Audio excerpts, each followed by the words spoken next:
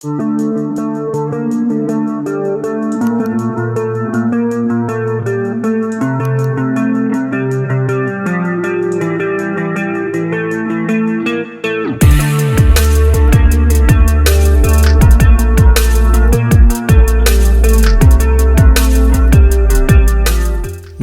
pemilu, saat ini sudah ada sejumlah nama yang digadang-gadang akan ikut meramaikan Pilpres 2024. Sebut saja Ganjar Pranowo, Prabowo Subianto, dan Anies Baswedan. Tiga sosok tersebut selalu menjadi perbincangan hangat dalam setiap pembahasan politik menjelang pemilu. Lantas, seperti apa peta kekuatan masing-masing calon? Mengingat tiga sosok ini selalu berada menempati posisi tiga besar dalam setiap hasil survei. Berpijak pada rilis survei yang dilakukan oleh Lembaga Survei Indonesia sejak tanggal 31 Maret sampai 4 April 2023 dengan melibatkan 1.229 responden berusia 17 tahun melalui metodologi random digit dialing, ternyata ketiga sosok ini mempunyai basis yang sama. Kebanyakan berasal dari kaum milenial. Coba lihat tabel berikut ini. Di sana jelas terlihat bahwa pendukung Anies Baswedan paling besar persentasenya berada di usia 26 sampai 40 tahun. Begitupun dengan Ganjar Pranowo dan Prabowo Subianto. Keduanya masih berebut persentase di kalangan pendukung milenial yang mana masing-masing persentase terbesar Prabowo berada di usia kurang dari 21 tahun. Sedangkan Ganjar ada di usia 22 sampai 25 tahun. Kendati demikian, dalam segi etnis, pendukung dari tiga sosok tersebut berbeda. Baik Ganjar, Prabowo maupun Anies masing-masing mempunyai pendukung dari etnis yang berbeda-beda. Dalam tabel hasil survei, Anies mempunyai basis pendukung yang sebagian besar terdiri dari perempuan dan berasal dari etnis Minang.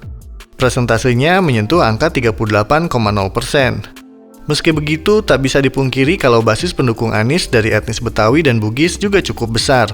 Masing-masing presentasenya menyentuh angka 35,5 dan 33,6%. Untuk basis pendukung Ganjar Pranowo, ternyata sebagian besar bersumber dari perempuan dengan etnis Jawa. Seperti yang terlihat dalam tabel, paling besar pendukung Ganjar Pranowo itu berasal dari etnis Jawa dengan persentase 41,1%. Sedangkan Prabowo Subianto, pendukungnya didominasi oleh kaum pria dengan etnis Madura. Persentasenya menyentuh angka 54,3%. Meski begitu, pendukung Prabowo dari etnis Sunda, Minang, dan Bugis, Jawa, dan Batak juga cukup besar. Artinya, pendukung Prabowo bisa dibilang cukup besar di etnis-etnis yang menjadi sumber pendukung Ganjar maupun Anies. Buktinya, meski 41,1% etnis Jawa dikuasai oleh Ganjar Pranowo, sebanyak 26,7% dari etnis tersebut juga menjadi pendukung Prabowo Subianto. Hal serupa terjadi pada etnis Minang yang menjadi sumber dukungan paling besar bagi Anies. Di sana, Anies mempunyai basis pendukung sebesar 38,0%. Namun, pendukung Prabowo di etnis ini juga cukup besar. Bahkan berbeda tipis dengan Anies, persentase dukungannya menyentuh angka 30,3%. Selisihnya hanya 7,7% saja. Nah, melihat kondisi tersebut, boleh dibilang kalau pendukung Prabowo Subianto hampir merata dan ada di setiap etnis. Kendati begitu, apabila kita lihat lagi hasil survei, basis pendukung Prabowo paling lemah ada di etnis Betawi. Nilainya hanya 17,6% saja. Sebaliknya, etnis itu justru memberikan dukungan yang besar kepada sosok Anies Baswedan. Seperti yang terlihat dalam tabel, di Betawi, Anies berhasil mendulang dukungan sebesar 35,5% dan menjadi sumber pendukung terbesar kedua bagi Anies. Nah, setelah berbicara soal basis dukungan, lantas seperti apa elektabilitas dari ketiga sosok bakal capres ini? Berbanding lurus dengan basis dukungan Prabowo yang terwakili di hampir setiap etnis, sosok ini menjadi pemenang dalam survei LSI. Mengalahkan Ganjar yang sudah sekian lama menduduki posisi puncak dalam setiap hasil survei. Prabowo berhasil mendulang kemenangan dengan persentase dukungan sebesar 30,3%. Elektabilitasnya naik dari semula 26,7%. Kenaikan elektabilitas Prabowo ini sudah terjadi sejak bulan Februari 2023 lalu. Tak hanya soal kenaikan elektabilitas Prabowo yang membawanya ke posisi pertama, penurunan elektabilitas Ganjar pun menjadi sebab lain mengapa sosok Menteri Pertahanan itu saat ini berada di posisi puncak. Diketahui dalam survei tersebut, elektabilitas Ganjar Pranowo mengalami penurunan yang cukup drastis sejak bulan Februari sampai April 2023 ini. Dari semula 35,0% terjun ke angka 26,9%. Ironisnya, meski posisi Ganjar masih berada di posisi kedua, elektabilitas saat ini memiliki selisih yang sangat tipis dengan Anies Baswedan. Padahal dulu dua sosok ini mempunyai nilai elektabilitas yang terpaut jauh. Elektabilitas Anies diketahui mengalami sedikit peningkatan sejak bulan Februari lalu.